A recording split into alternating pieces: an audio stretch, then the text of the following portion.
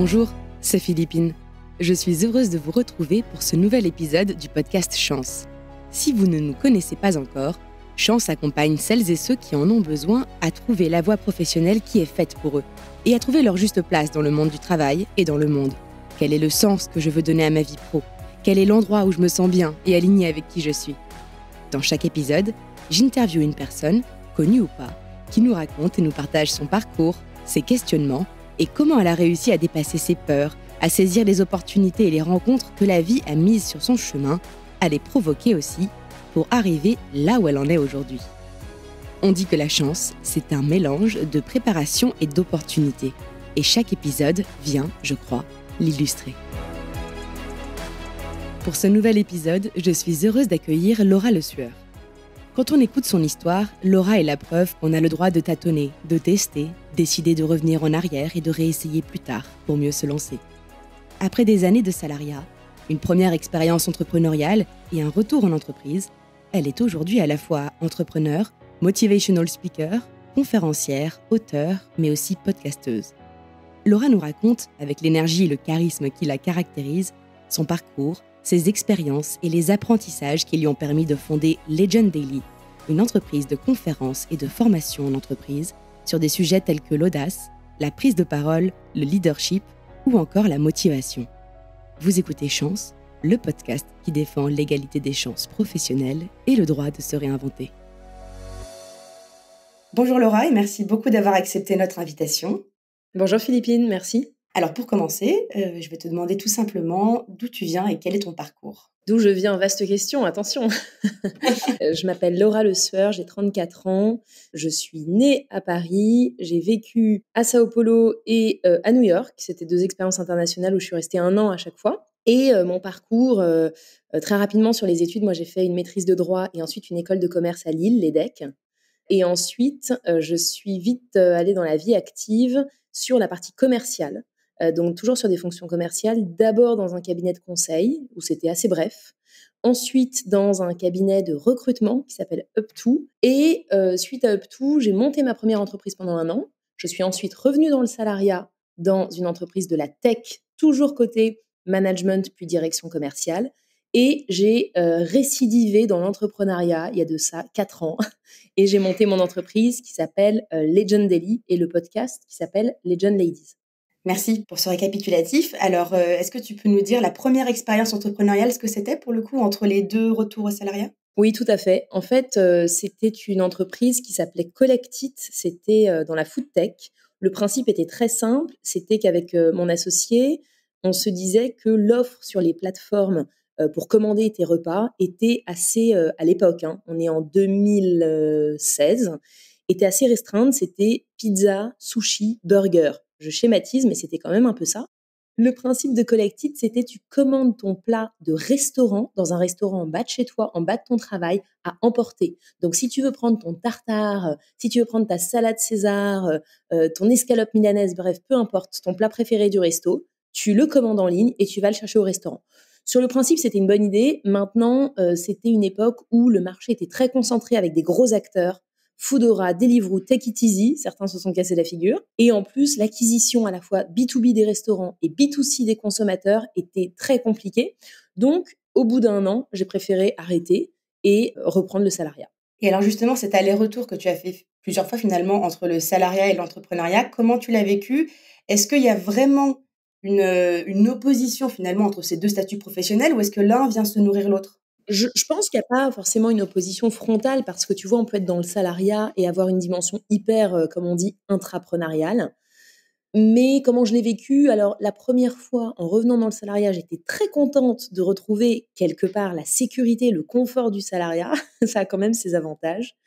Et puis, le fait aussi d'être embarqué, tu vois, dans un projet commun, dans une équipe. Et ça a tout changé quand j'ai fondé ma 2e entreprise, qui est mon entreprise actuelle, parce qu'en fait, j'ai pas créé une entreprise comme la première fois à partir d'une opportunité business que j'ai identifiée. J'ai créé une entreprise à partir de vraiment ce qui avait du sens pour moi. Et ça, franchement, ça changeait tout parce que aujourd'hui, faut jamais dire jamais, mais un retour en arrière me semble impossible parce que j'exerce un métier, j'ai une entreprise qui me tient tellement à cœur, qui est vraiment alignée par rapport à mes convictions que je ne me verrais pas faire autre chose que ce que je fais aujourd'hui. même si ça va bien sûr évoluer. Mais voilà, on pourra reparler peut-être de l'entrepreneuriat, mais c'est quand même très différent. Faut pas les opposer, mais c'est quand même très différent. Et c'est marrant parce que tu parles de retour en arrière, mais justement, j'ai l'impression que tu t'es pas interdit par le passé à te dire: «Bah, je me lance, ah bah, finalement je reviens au salariat pour me relancer ensuite». Il y avait pas de notion d'échec après ta première expérience, entrepreneuriale? Ouais, c'est une super question. J'ai évolué bien sûr, de point de vue sur le sujet de l'échec, mais tu vois, moi je me suis dit, au moment où j'étais dans cette entreprise, parce que c'est pas évident de prendre la décision d'arrêter une entreprise au bout d'1 an. Pour moi, l'échec, ça aurait été de continuer à s'obstiner sans avoir l'intime conviction que je le faisais pour les bonnes raisons. C'est-à-dire de s'obstiner par ego, pour le regard des autres, pour justement ne pas arrêter une entreprise, pour ne pas vexer mon ami avec qui je m'étais associée. Pour moi, l'échec, ça aurait été ça. Donc c'est un peu une question d'alignement. Et quelque part, j'ai préféré être honnête avec moi-même et donc suivre une autre voie et en l'occurrence arrêter cette entreprise. Mais si tu veux, tout ça pour dire que je pense que les retours en arrière sont complètement possibles à partir du moment où ils ont du sens et que je crois que c'est très important qu'on essaye de se dire que l'échec, c'est pas une destination, c'est vraiment une étape vers potentiellement un futur succès. Et je trouve que quand on envisage, entre guillemets, les obstacles, les échecs, les difficultés, comme ça, tu te dis, bon, ben, je suis face à ça, je ferme mon entreprise, j'arrête. Mais en fait, c'est juste l'étape vers mon chemin d'après. Et ça change tout, je trouve, comme perception. Bah, c'est hyper déculpabilisant et donc c'est marrant parce que c'était une question que j'allais te poser et tu as commencé à donner la réponse tout à l'heure, du fait que l'idée de Legendally n'est pas née d'une opportunité business, mais plutôt d'un alignement profond et de sens. Alors, donc, tu es partie de quoi? Tu es partie, de tes forces? Tu es partie d'une envie, qui datait de l'enfance? Tu es partie de quoi justement qui te motivait autant pour ce projet? Ouais. Est-ce que tu connais le concept de l'ikigai? Oui, je pense que ce serait bien d'ailleurs de le rappeler un peu pour, les quelques auditeurs qui potentiellement ne connaîtraient pas cet outil. Exactement, parce que quand je suis revenue dans le salariat, j'avais lu un livre qui s'appelait l'ikigai, qui veut dire en japonais la raison d'être. Et en fait, c'est parti de là. C'est-à-dire que l'ikigai, c'est le croisement entre 4 cercles, dont le dénominateur commun, là où ils convergent tous les 4, là où ils se croisent, est ta raison d'être, ton ikigai. Ces 4 cercles, c'est ce que tu aimes faire. Donc là, effectivement, il faut se replonger un peu à l'enfance. Qu'est-ce qu'on aimait faire spontanément? Quand on jouait en tant qu'enfant, on allait spontanément vers quoi? Vers les activités créatrices, vers la lecture, vers la nature, vers l'exploration, vers le spectacle, peu importe. Donc ce qu'on aime faire dans l'enfance ou même encore aujourd'hui, ce pourquoi on est doué, on a tous un ou plusieurs talents, donc vraiment ce pourquoi on est doué. Troisième cercle, ce pourquoi on peut gagner sa vie, ce pourquoi on peut être payé, donc de manière très concrète notre valeur sur le marché du travail. Et puis quatrièmement, ce dont le monde ou plus humblement les autres ont besoin. Et en fait, la convergence de ces 4 cercles, moi j'avais fait cet exercice, je m'étais creusé la tête, hein. C'est pas un exercice, je pense, qui se fait en 10 minutes, c'est vraiment une réflexion de plusieurs, en tous les cas pour moi, plusieurs semaines. J'avais abouti au fait que ce qui convergeait, mon dénominateur commun, c'était la prise de parole. Et donc, à partir de là, quand j'ai voulu monter ma deuxième entreprise, mon entreprise actuelle, je suis partie un peu sur un coup de tête de l'entreprise dans laquelle j'étais salariée, mais je me suis dit, je sais que ça va être dans la prise de parole. La question qui se posait à moi, c'était pour dire quoi et à qui. Mais j'avais quand même une base en laquelle j'avais confiance, on va dire, qui me guidait. Et justement, si on reparle, pardon, de ce départ de ton entreprise où tu dis que tu es partie un peu sur un coup de tête, tu avais pas peur du tout de te dire: «Bah, je passe à l'action, je démissionne», enfin, ou quel que soit en tout cas, le schéma de rupture de contrat. Ça fait pas un peu peur de quitter cette sécurité retrouvée dont tu parlais justement, juste avant? Alors, de manière pragmatique, parce que c'est vrai que tous les départs ne se valent pas. En France, on a cette rupture conventionnelle qui peut être négociée, c'était mon cas. Ça donne quand même un confort qui est pas négligeable parce que tu te coupes pas de ton salaire comme quand tu es licencié ou quand tu démissionnes, donc c'est important de le mentionner. Je pense pas que je l'aurais fait de la même manière si j'avais pas eu ce backup. Et puis ensuite, donc ça c'est un premier point quand même très pragmatique mais important. Le deuxième point, c'est que j'étais poussée par une telle envie que si tu veux, tu me poses la question de la peur, mais c'est un peu comme la philosophie sur l'échec. Moi, vraiment, ma peur, ce qui guide ma peur, c'est la peur des regrets.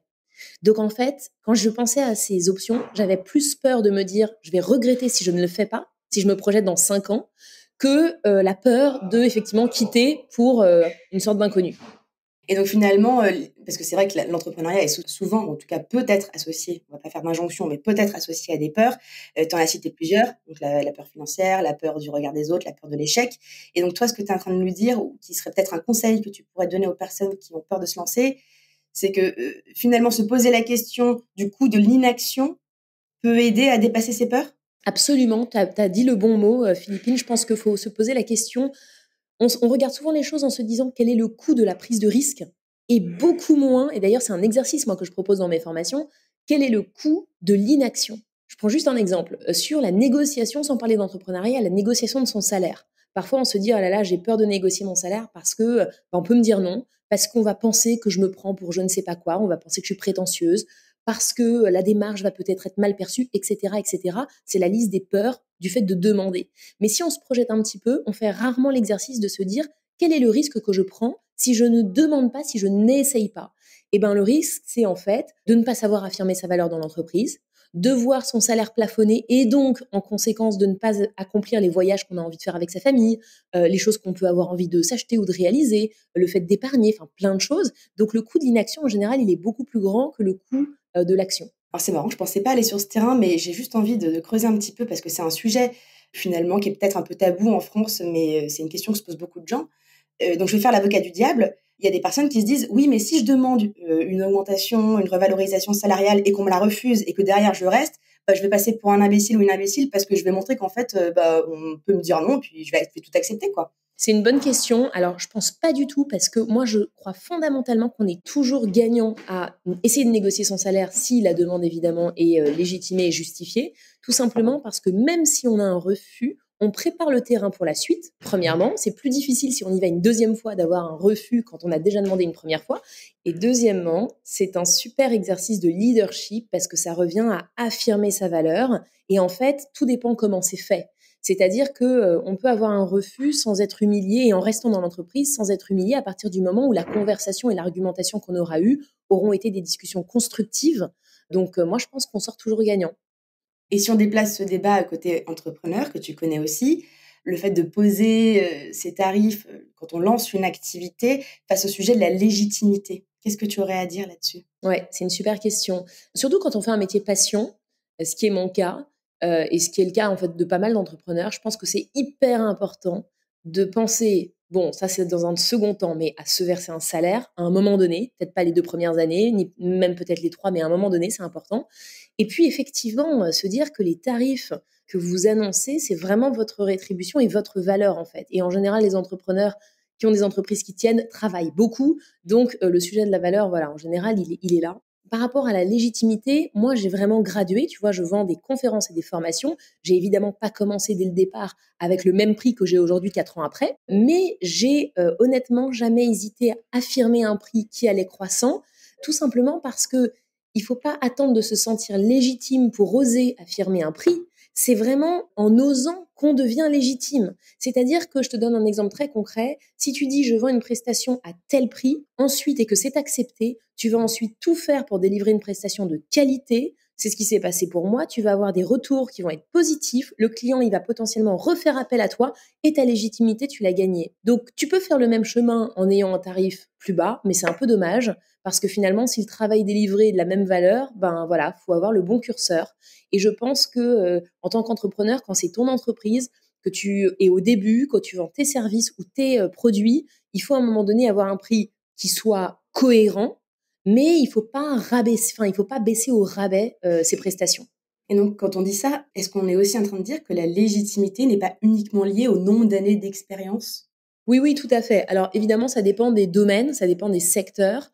Pour moi, dans la légitimité, il y a plusieurs choses. Il y a la connaissance qu'on a emmagasinée. Parfois, on a beaucoup de connaissances sans forcément avoir d'expérience. Alors la connaissance n'est pas suffisante, mais elle compte quand même. Ensuite, il y a évidemment l'expérience.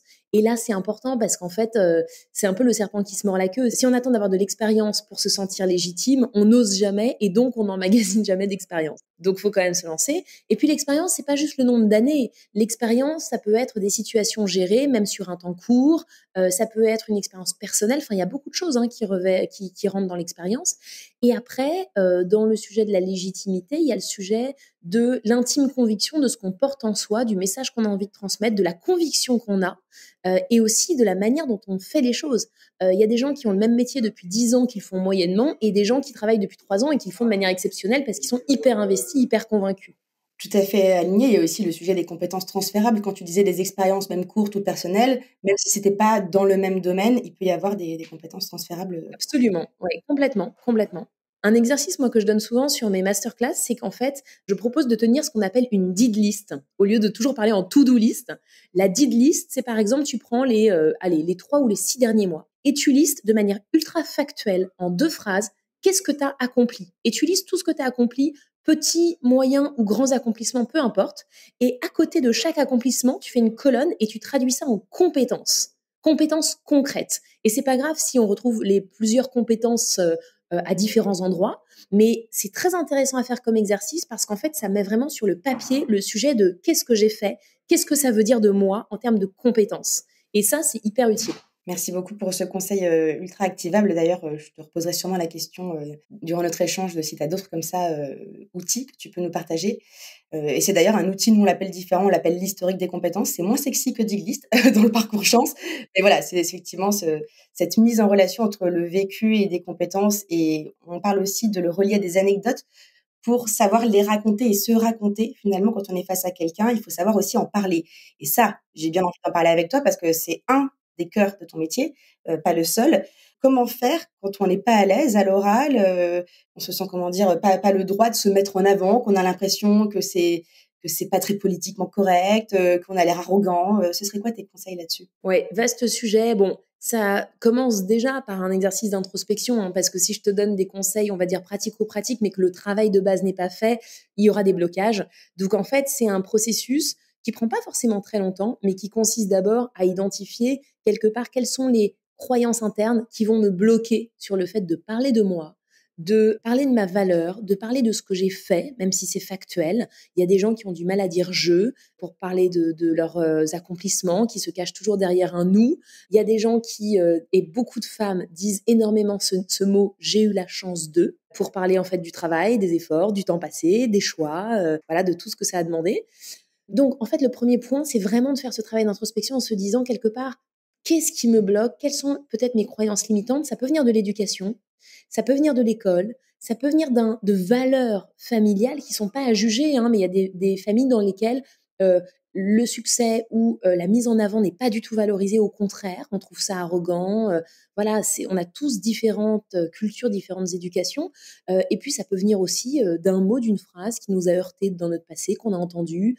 Ça peut venir de l'entourage, il y a plusieurs sources possibles. Je trouve que pour commencer à les déconstruire, c'est hyper important de les identifier, de se dire quelles sont mes croyances limitantes, par exemple, pour qui elle se prend, ne te mets pas trop en avant, reste discret, vivons heureux, vivons cachés. Il y a plein de croyances comme ça qu'on alimente et qui nous empêchent, donc les identifier, voir d'où elles viennent, parce que la prise de conscience de ça, c'est 70% du boulot. Les 30% restants, c'est un travail de déconstruction pour justement, voilà. Ou de longue haleine, quoi, qui se fait pas d'un coup, mais c'est un travail de toute une vie presque. Mais c'est chouette parce que les progrès peuvent arriver rapidement, c'est juste que ça se nourrit constamment. Ouais, mais la prise de conscience, et ne serait-ce qu'avec cette phrase «j'ai eu la chance de», quand on essaye de répertorier chez soi ce tic verbal qu'ont beaucoup de gens, ça permet de faciliter les choses. Ensuite, passer à l'action en se forçant un petit peu. À un moment donné, c'est un peu le fake it until you make it. À un moment donné, il faut essayer pour changer les choses, même si on le fait pas parfaitement. C'est aussi quand on passe du savoir-faire, nos compétences, au faire savoir, c'est-à-dire la mise en avant de ses compétences, en parler, se dire je ne le fais pas tellement pour parler de moi par nombrilisme, je le fais aussi parce qu'en faisant ça, je rends service quelque part à mes interlocuteurs, à mon entreprise, à mes partenaires, à mes clients, en leur traduisant de la manière la plus factuelle et concrète possible ce que je suis capable de leur apporter. C'est pas donc c'est une forme de responsabilité. C'est pas aux gens de deviner quelle est votre valeur, tout ce que vous avez fait par le passé. C'est aussi à vous à un moment donné de l'amener sur la table. Et puis dernier point, c'est à un moment donné faire attention à son langage auto-censurant. Je donne juste un exemple que je cite assez souvent. Quand on est dans une réunion, par exemple, dans le cadre de l'entreprise, mettons, et que on voudrait prendre la parole pour apporter quelque chose, on peut parfois intervenir en disant excusez-moi, j'ai juste une petite remarque. Quand on fait ça, on s'est excusé, on a dit le mot juste et on a rapetissé son propos, petite remarque. En fait, on a déjà sapé sa crédibilité avant même d'avoir parlé. Alors que si, au lieu de dire ça, vous dites tout simplement, je voudrais intervenir sur un point et vous enchaînez avec votre propos, si vous le faites de manière courtoise, personne ne vous prendra pour une personne mal élevée ou non courtoise. Donc voilà, ça passe par des petites choses activables comme ça. Ou comme les gens qui mettent le mot petit partout. J'ai une petite idée ou j'ai fait un petit projet. Une petite entreprise, Complètement. Ça, tu fais bien de le mentionner, le mot petit. Il faut vraiment aussi essayer de s'en détacher. Ça me fait aussi penser au film Nos jours heureux. Je sais pas si tu l'as vu. Il y a un garçon de la colonie de vacances qui arrête pas de dire à la fin de ses phrases, enfin, je sais pas, peut-être, dès qu'il dit quelque chose. Je me souviens. Alors, c'est marrant parce que j'allais te parler du fake it until you make it. Donc, en français, faire semblant jusqu'à ce qu'on ait réussi à vraiment l'incarner, quelque chose comme ça. Je sais pas si je le traduis bien. Je comprends la phrase sur le papier, mais concrètement, comment est-ce qu'on met ça en place? C'est par des petites actions du style est-ce que c'est que ce qu'on dit ou c'est aussi la façon je dis n'importe quoi, hein, mais dont on s'habille, dont on marche, nos horaires, enfin, tu vois? Concrètement, comment est-ce qu'on peut faire les premiers petits pas vers ça? Ouais, il y a beaucoup de choses, c'est exactement ça. Ça dépend vraiment. Il y a énormément de choses qui rend justement ça activable. Ça va passer bien sûr par la posture parce qu'on voit que le corps et l'esprit sont reliés. C'est-à-dire que si on arrive dans un endroit les épaules voûtées et le regard bas, on n'aura pas le même état d'esprit que si on arrive avec une posture justement différente. Donc ça passe par ça. Ça passe, moi je crois beaucoup aux petites victoires. Tu vois, aux petites victoires, des petites choses qui sont pas forcément énormes, mais qui permettent en fait d'enclencher derrière des choses plus grandes. Donc se fixer en fait des mini challenges avec soi-même régulièrement, et au fur et à mesure, ça permet de prendre conscience et d'oser un peu plus. Alors après, on peut aussi se fixer des gros challenges si on est si on a envie de sauter dans le vide. Mais je crois beaucoup aux petites réalisations, et je pense que ce qui aide aussi à ça, c'est d'avoir une vision de qu'est-ce qu'on a envie d'accomplir, quel genre de personne on a envie d'être, qu'est-ce qu'on a envie de réaliser dans sa vie. Parce que quand on a une vision un peu plus grande que qui on est à l'instant présent et un petit peu plus lointaine que juste demain, ça permet de se donner du courage et ça permet d'oser parce qu'on se dit, ce pas en plus, je le fais parce que j'ai un why, parce que j'ai un pourquoi, parce que j'ai une vision. Donc ça aide sur le fameux fake it until you make it. Juste pour revenir sur un élément, qui me semble important que tu as, proposé, ces histoires de posture. Ça a été prouvé scientifiquement que des postures fortes, donc les épaules ouvertes, les jambes décroisées et cetera, diminuent l'hormone du stress, la cortisol. Donc, je pense que ça vaut le coup d'essayer de temps en temps, de se dire avant un entretien, avant un rendez-vous, même tout seul dans les toilettes, si on n'ose pas dans un premier temps, on peut essayer d'incarner. Et la respiration aussi, ouais, tout à fait. Ça a l'air bête, c'est tellement le truc, on a l'impression que tout le monde nous parle que de respiration et de méditation et cetera. Mais c'est vrai qu'en fait, au niveau très simple, déjà, il faut juste essayer, mais ça marche vraiment, en fait. Absolument, ouais. Tu me dis si c'est trop personnel, parce que ça fait depuis tout à l'heure qu'on parle de croyances limitantes, de peur et cetera. Tu pourrais nous partager une croyance limitante que tu as, toi, identifiée? Je parle même pas de dépasser, mais en tout cas que, tu vois, qui a été une prise de conscience dans ton parcours? Ouais, alors bon, c'est pas quelque chose de transcendant, je t'avoue, mais quand même, moi j'avais cette croyance limitante qui était que j'étais très mauvaise sur la partie financière, sur la compréhension de tout ce qui peut être bilan comptable, finance, dividendes, etc. Et autant te dire que quand tu montes une entreprise, il y a beaucoup de ces sujets-là. Et en réalité, bon, l'idée c'est pas de me dire que je me transforme en superwoman de la finance, c'est déjà de se dire qu'il faut bien s'entourer, c'est ce que j'ai fait avec mon entreprise. Mais c'est quand même important de déconstruire cette croyance-là parce qu'en fait, elle peut en engendrer d'autres. Quand tu te dis je suis pas très bonne en finance, tu vas te dire que t'es pas forcément à l'aise dans tout ce qui va toucher aux statistiques, aux maths, peu importe, aux chiffres. Et en fait, tu peux faire des parallèles en te disant bah du coup, je vais pas être à l'aise avec tout ce qui est trop technique et donc je vais pas être trop à l'aise avec tout ce qui est intelligence artificielle. Enfin, ça peut mener à plein de croyances qui sont moins évidentes, mais en fait qui sont un peu le déroulé de ça. Donc, c'est tout simplement se dire, je suis capable d'apprendre sur les sujets comme ceux de la finance, si je le décide. Donc moi, ce qui me vient à l'esprit, c'est plutôt ça. Parce qu'après, c'est vrai que, étant très consciente de ce mécanisme que nos pensées génèrent des émotions et nos émotions sont à l'origine de l'immense majorité de nos actions, je t'avoue que ça fait un moment que je cultive, à l'inverse des croyances limitantes, des croyances ressources. Ce qui ne m'empêche pas du tout d'avoir des doutes, bien évidemment. Mais tu vois, quand j'ai des doutes et quand j'ai des peurs, ce qui m'arrive bien sûr, je me dis que c'est un signal que je suis en train de grandir, que je suis en train d'apprendre, que je suis en train de me frotter à quelque chose dont j'ai pas l'habitude, et donc que finalement c'est plutôt positif. Bah, merci pour ce partage. Tu parlais d'apprentissage, justement.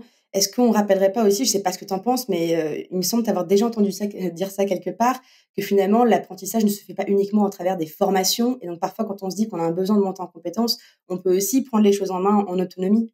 Oui, complètement. En fait, c'est ça, il y a différentes sources de connaissances et d'expériences. Donc, je pense que les compétences, on peut les acquérir de diverses manières, et il faut pas hésiter, en fait, à avoir plusieurs sources, d'apprentissage, de connaissances, de compétences, et pas forcément avoir un cursus ou une filière, un chemin tout tracé. Faut s'autoriser, je pense, les pas de côté, bien sûr. C'est la matrice 70-20-10 qu'on partage dans certains parcours chance qui dit que 70% des apprentissages finalement sont faits au fil des défis dépassés, apprendre sur le tas entre guillemets. Oui, c'est l'apprentissage informel, c'est ça? Voilà, 20%, ça c'est 70%, 20% à travers les échanges avec des collaborateurs, des mentors, des managers, etc. Et 10% pour le coup, c'est ce que les gens attendent le plus, les formations, on va dire tout ce qui est formation plus formelle, quoi. Donc finalement, ça laisse beaucoup de place à l'apprentissage sur le terrain. Complètement. Et maintenant, si on revient un peu à ton projet actuel, Legend Daily, à quoi ressemble, alors j'ai pas envie de dire une journée type, parce que tu fais tellement de choses que je sais pas si tu as des journées types, mais en tout cas une semaine ou tu vois ce que je veux dire, un agenda type pour toi, puisque donc on rappelle, hein, quand même que tu es motivational speaker, conférencière, auteure, podcasteuse. On pourrait dire que tu es slasheuse ou pas? Tu te mets sous ce terme ou? Je me suis jamais définie comme ça parce qu'en fait, mais ça peut être le cas, hein, en fait, c'est totalement entendable parce que finalement, tout converge vers, le partage de mes convictions et en fait, il y en a pas 15. C'est autour de la motivation, de la légende personnelle et pas mal des femmes, tout ça aussi pas mal orienté autour des femmes. Donc je me suis jamais considérée comme ça parce qu'en fait, tout est relié si tu veux. Donc pour répondre à ta question, non, il y a pas de journée type, mais bon, déjà, c'est des journées qui sont hyper remplies et qui peuvent se composer par exemple de l'enregistrement d'un podcast pour Legend Ladies, de la préparation d'une conférence, d'une animation par exemple en anglais, en français, d'une convention. Tu vois, je fais pas mal de conférences, mais je fais aussi des animations de convention pour certains clients. D'un travail d'écriture aussi, parce que il y a eu le livre que j'ai sorti en février dernier, mais il y a aussi l'écriture, tu vois, des masterclass. Ça va être évidemment du traitement plus administratif, tu vois, de pouvoir rediriger vers les personnes avec qui je travaille les différents éléments. Et puis, il y a toute une part, je pense qu'elle représente facilement pas loin de 30% de la gestion, entre guillemets, des imprévus, des urgences, qui, quand tu es entrepreneur, finalement, peuvent être déléguées, mais vraiment à la marge.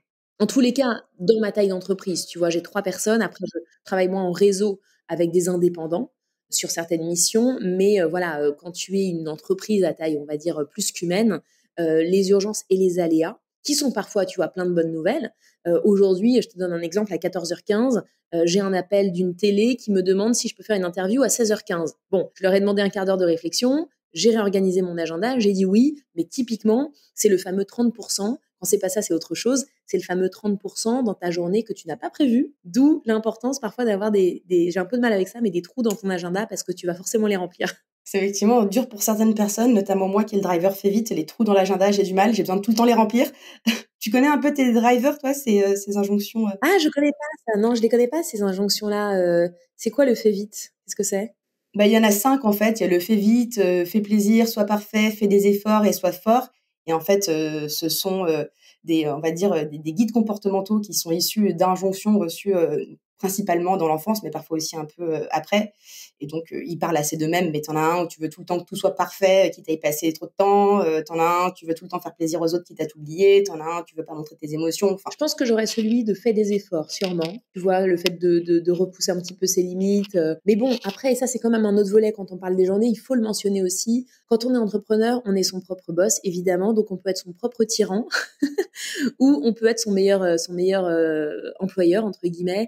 Et évidemment, c'est toujours un déséquilibre, en fait. Le principe de l'équilibre, moi, j'y crois pas beaucoup. C'est toujours un déséquilibre à ajuster. Mais moi, ça me permet quand même d'avoir du temps de qualité, tu vois, en famille, d'avoir des moments où je peux décider, c'est rare, mais ça arrive quand même, un jeudi matin, je sais pas, d'aller faire quelque chose qui me fait plaisir, qui est en dehors de mon travail, de décider à 15h de sortir de mon bureau pour aller travailler dans un café que j'adore. Enfin, c'est quand même, il y a une liberté aussi de l'entrepreneur, même si évidemment, il faut pas rêver au mythe de la liberté totale, mais elle existe quand même. Si on arrive à réguler tout ça, elle existe quand même. oui, parce que tout à l'heure, tu parlais quand même de journées chargées. Donc, Hyper chargée, mais en même temps, tu vois, si je décide de partir à la campagne un jeudi et de faire mes 4 jours là-bas, j'ai aucun problème, j'ai personne à prévenir. J'ai quand même une liberté, tu vois, finalement, sur mes projets. Donc voilà, ça reste des choix. ça reste des choix. Et par exemple, tu choisis de travailler en vacances ou de t'autoriser des vraies pauses où tu déconnectes? Ou finalement, pour toi, tu aimes tellement ce que tu fais que déconnecter, ce serait pas quelque chose d'appréciable? Ouais, c'est une super question. En fait, je voulais à un moment donné couper pendant les vacances, mais j'ai fini par accepter que c'était pas ma nature. C'est-à-dire que même quand j'étais salariée, le week-end, je travaillais 1 heure par-ci, 1 heure par-là en étant salariée. Donc finalement, j'ai juste accepté le fait que c'était pas le fait de tout couper, n'était pas ce qui me convenait. Par contre, maintenant, j'arrive vraiment j'arrive déjà à prendre des vacances, à en prendre pas mal, et ça, c'est quand même assez sympa. Et comme j'en prends pas mal, pendant ces vacances, je travaille un petit peu, mais j'arrive aussi à déconnecter. Donc, je le vois pas du tout comme une contrainte, parce que tu l'as dit, à un moment donné, même quand je vais lire un article ou un livre, ça va me faire penser, ça va me nourrir par rapport à des réflexions que j'ai dans mes masterclass ou mes conférences. Donc voilà, tout est un peu dans tout. Et tu nous as déjà donné des éléments de réponse, et même pas mal, mais est-ce que tu voudrais compléter si je te demandais, comme tu l'as fait lors de la semaine des métiers chance, où tu partages ton quotidien pour aider des personnes à y voir plus clair, parce que parfois on a des fantasmes positifs ou négatifs face à des métiers ou c'est pas que des métiers, puisque c'est des projets professionnels dont le métier fait partie. Il n'y a pas que le métier, il y a l'environnement dans lequel on l'exerce, etc. Tu nous as parlé de liberté, de journées chargées, d'exercer au maximum, on va dire, tes compétences clés et tes envies profondes autour d'un tronc commun. Mais concrètement, si tu devais résumer un peu ce que tu aimes le plus et ce qui est le plus difficile, ce serait quoi? Alors, ce que j'aime le plus, je crois que c'est la diversité de mes journées et donc de mon métier, parce que tu mentionnais le phénomène de slasheuse. Effectivement, j'ai beaucoup d'activités différentes qui, au final, pour moi, vraiment tendent vers la même chose. Mais c'est quand même, il y a beaucoup de variété. Donc, je crois que c'est la diversité. Et ce que j'aime le moins, je pense que c'est le challenge de la gestion du temps malgré tout. Encore une fois, c'est l'acceptation. Si tu veux, j'ai accepté le fait que la vie et les journées puissent être une forme de déséquilibre permanent où tu continues à pédaler pour avancer. Et quand j'ai senti, tu vois, je pense à la 2e année d'entrepreneuriat, que j'étais pas très loin, tu vois, du burn-out, que je n'ai pas fait, mais j'aurais pu m'en approcher. J'ai identifié ça et là je me suis dit ok, je fais plus, c'était un mois de juin, je fais plus jamais des mois de juin comme ça parce que j'avais mis trop de choses au même moment et je fais un break, voilà. Donc non, c'est sûr que la gestion du temps est toujours un challenge. Tu as un point de vigilance là-dessus que pour l'instant, tu as l'air de gérer et espérons que ça continue comme ça, mais en tout cas, c'est un point de vigilance. Et justement, qu'est-ce que tu aimes autant dans la variété de ces différentes casquettes? J'ai bien compris qu'elles sont toutes autour, d'un tronc commun et qu'il y a une cohérence, une histoire globale, tout à fait cohérente, mais il y a quand même, de la variété dans les interlocuteurs que tu as, le type de compétences que tu actives et cetera. Qu'est-ce qui te plaît là-dedans? C'est parce que tu as plein d'envies et plein de compétences différentes ou c'est parce que, tu aimes rencontrer plein de gens? Qu'est-ce qui te plaît le plus? Ouais, c'est une bonne question. Alors, je pense qu'il y a la notion d'impact, c'est-à-dire qu'à un moment donné, que tu crées un podcast, que tu écrives un livre, que tu fasses une conférence, à un moment donné, il y a un impact. L'idée, c'est qu'il soit positif. Il y a un impact sur les personnes qui vont écouter le contenu ou le lire. Ensuite, il y a la notion d'interaction, c'est-à-dire, tu vois, moi, je travaille très souvent seule parce que j'aime bien ça et que j'en ai besoin. Et parfois, on me demande, mais est-ce que tu te sens pas seule? Mais la réalité, c'est que je parle ou je vois, je sais pas, au moins 6 personnes différentes par jour minimum. Donc, il y a une diversité dans les interactions, ce qui est toujours hyper intéressant. Et puis, donc, impact, interaction. Le 3e point, je pense que c'est vraiment l'action. Parce qu'effectivement, je crois que j'ai rarement plus de 3 heures où je suis à mon bureau sur un point fixe. Donc, c'est l'action physique au sens propre du terme, mais aussi, oui, l'action qui me nourrit parce qu'il faut aussi se connaître. Moi, je sais que j'aime être dans l'action. Donc, voilà, ça me va bien. D'ailleurs, c'est, ce qu'on je pense à identifier, une vingtaine de moteurs génériques. Les moteurs qui sont ces actions qui te font te sentir vivant, que tu pourrais faire des heures. Et il y en a qui sont assez, que tout le monde connaît, par exemple, motiver, transmettre, rechercher, résoudre des problèmes. Et bouger, il est un peu moins connu, mais c'est un moteur et finalement, c'est un moteur que dans notre société, on valorise pas forcément ou qui est un peu relié à certains types de métiers, alors qu'en fait, l'action physique peut être partout, et aussi bien dans des métiers de réflexion intellectuelle. Complètement. Et alors justement, en parlant d'action, c'est quoi ton secret pour garder la pêche et l'énergie que tu dégages au quotidien? Je t'ai déjà rencontré, en réel et alors je t'ai pas vu 40 fois, mais quand même, comment tu fais? Il y a plusieurs choses. La première, c'est honnêtement, c'est vrai que quand on fait ce que l'on aime vraiment, il y a un flow, tu sais, ce fameux flow, il y a une énergie assez, en fait, c'est évident, je vois bien quand j'étais salariée, j'ai toujours été quelqu'un d'énergique, OK. Mais quand j'étais salariée, j'avais beaucoup moins et attention, hein, je dis pas qu'on peut pas avoir le flow en étant salarié. Mais à un moment donné, comme ça ne correspondait pas intrinsèquement à ma raison d'être, l'énergie, à un moment donné, était limitée. C'est vrai que, tu vois, il peut m'arriver d'arriver à une conférence en fin de semaine, je suis crevée quand j'arrive, je fais la conférence, je ressors, j'ai cette adrénaline, je suis galvanisée, mais pour une seule bonne raison, même si je suis toujours concrètement fatiguée, parce que j'étais au bon endroit. Parce que j'ai trouvé j'ai créé ma place, j'ai trouvé mon endroit et le fait d'être au bon endroit, je trouve que ça te nourrit en énergie. On a tous, tu sais, ces situations, on est dans une conversation où on se reconnaît pas, on n'est pas avec les bonnes personnes, pas au même endroit, pas au bon endroit, ça nous draine en énergie. On ressort de là, on est lessivé, on est crevé. Donc déjà, le fait d'être au bon endroit et dans ce qu'on aime aide beaucoup. Et puis après, moi, je suis hyper vigilante sur les moments pour moi, encore plus depuis que j'ai un petit garçon qui a maintenant 3 ans, parce que je fais hyper attention à me ménager dans la mesure du possible des temps pour moi, des temps où je peux faire du yoga, des temps où je peux lire, des temps où je peux juste être seule sans avoir besoin de répondre à des sollicitations permanentes. Voilà, c'est des petits rituels. Alors évidemment, c'est pas 3 heures dans la journée, mais j'essaye quand même d'en avoir un peu le matin, un petit peu le soir, le week-end vraiment. Et c'est des trucs hyper importants parce que ça me permet de me ressourcer et donc de pouvoir donner de l'énergie après. Je vois l'heure qui tourne et j'ai encore plein de questions à te poser. Si je reviens à une question un petit peu plus, liée à l'entrepreneuriat, comment tu as fait pour faire connaître ton activité quand tu l'as lancée? Eh bien, j'en ai parlé. J'en ai parlé, alors, j'en ai parlé beaucoup sur les réseaux, sur LinkedIn, sur Instagram de manière plus indirecte, mais quand même. En fait, moi, mon audience, étant donné que je fais des conférences et des formations en priorité, c'était les directeurs de la formation et les DRH, qui étaient déjà mon audience quand j'étais salariée dans la tech. Parce que j'étais salariée dans l'EdTech, une société de formation digitale. Donc, j'ai sollicité mon réseau LinkedIn. J'ai pas mal posté, honnêtement, aujourd'hui, et c'est vraiment la réponse que je peux te faire parce qu'aujourd'hui, ma première source de lead, c'est vraiment LinkedIn. Et quand j'ai commencé à poster sur les réseaux, donc moi, c'est vraiment LinkedIn ou Instagram, LinkedIn évidemment étant plus B2B, je me suis dit à un moment donné, comme tout le monde, je me suis dit, oh là là, est-ce que je vais vraiment poster ça? Est-ce que je vais vraiment parler de moi? Est-ce que je vais vraiment mettre telle photo? Et là, je me suis dit, Laura, si tu veux que ça marche, soit tu le fais à 200%, vraiment de manière authentique, en mettant de côté les candidatons, en te détachant de l'image qu'on pourra avoir de toi, bonne ou mauvaise. Tu parles de ton cœur, tu parles de ce que tu as envie de partager, de tes convictions, et tu le fais à 200%. Si c'est pour le faire à 75%, sur les réseaux, ça ne marche pas. Voilà. Donc en fait, je me suis dit, c'est all-in, faut y aller à 200%. Et aujourd'hui, honnêtement, en toute franchise, je ne passe pas un coup de fil de prospection. Donc c'est vraiment du bouche à oreille qui se construit avec le temps, mais qui s'est finalement assez vite alimenté. Et puis voilà, en postant, en partageant aussi ce que je faisais. C'est-à-dire les premières conférences, les premiers ateliers, les premières masterclass que j'ai faites, j'en parlais sur les réseaux.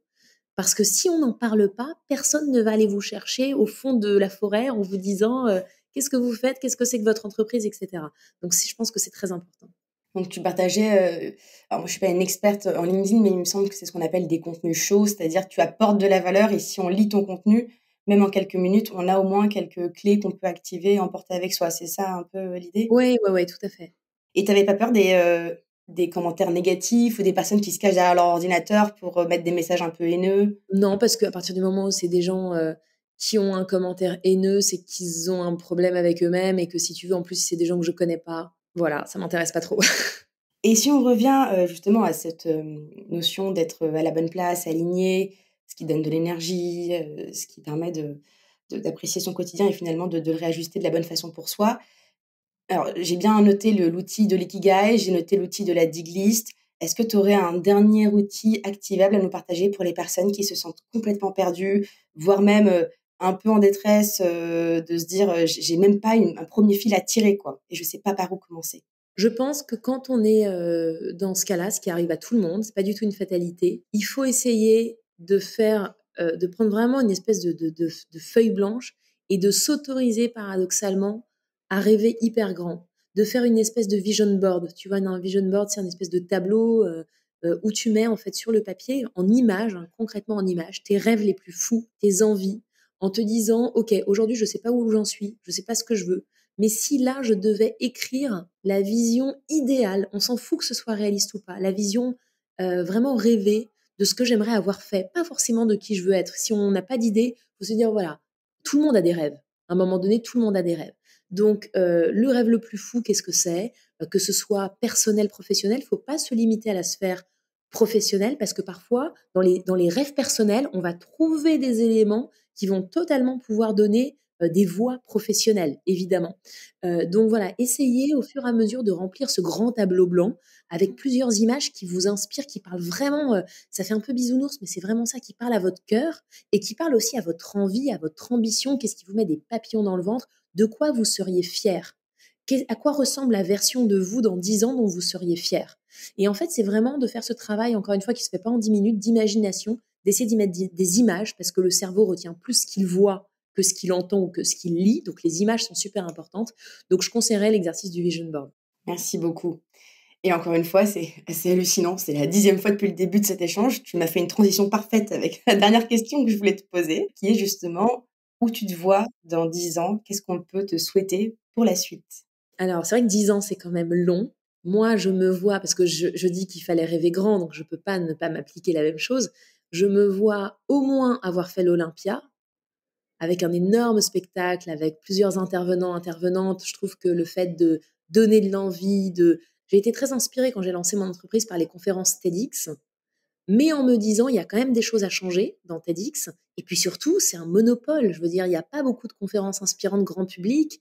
Donc voilà, j'ai déjà eu des scènes assez nombreuses, à plus de 800 personnes, mais avoir une intervention dans un lieu assez mythique comme ça, à Paris ou même ailleurs en France, par exemple, pourrait être un rêve. Et puis j'espère en fait faire toujours ce que je fais, des conférences, des podcasts à plus grande échelle, parce que voilà, c'est ce qui me plaît vraiment aujourd'hui. Et je pense qu'en fait, pour terminer, quand on fait ce qui nous plaît, qu'on continue de rêver grand et qu'on travail, il faut quand même le dire, et qu'on se donne vraiment, voilà, qu'on essaye de bien faire les choses, normalement, il n'y a pas de raison que dans le temps, ça ne marche pas. On dit souvent que la différence entre les entrepreneurs qui réussissent ou pas, c'est vraiment le temps de détermination, parce qu'au final, tout le monde a des échecs, tout le monde a des difficultés, mais en général, quand on mélange ces facteurs-là et qu'on s'accroche sur le long terme, ça donne quand même des résultats. Malgré les barrières externes qu'il peut parfois y avoir, comme le manque de réseau dans un secteur. Oui, mais tu vois une barrière. Alors déjà, le manque de réseau, tu as raison, mais ça peut se travailler. Tu vois, c'est pas une porte fermée. Mais quand il y a des barrières externes, il faut vraiment imaginer une maison. L'allégorie est un peu triviale, mais tu as une porte qui est fermée. Ben, tu vas passer par la fenêtre du rez-de-chaussée, tu vas mettre une jambe, peut-être que tu vas te faire fermer la porte dessus à un moment donné, mais bon, tu vas essayer par l'autre côté, l'entrée de service, tu vois, et ainsi de suite. En réalité, c'est un peu ça la vie. On voit bien que dans les parcours entrepreneuriaux, c'est jamais j'arrive à un point, je pars d'un point A, j'arrive à un point B. C'est un parcours qui est tout sauf linéaire. Il y a vraiment des aléas. Donc ça fait partie de la vie, quoi. Bien, merci beaucoup. Merci pour ton temps et pour cet échange, Laura. Merci beaucoup, Philippine. Merci à toi. Merci d'avoir écouté Chance, le podcast qui défend l'égalité des chances professionnelles et la liberté de faire en sorte que son passé ne dicte pas son futur. Vous pouvez retrouver nos épisodes sur toutes les plateformes de podcast. Et si ce témoignage vous a plu, vous pouvez laisser des étoiles, m'écrire des commentaires et n'hésitez pas à en parler autour de vous. À bientôt.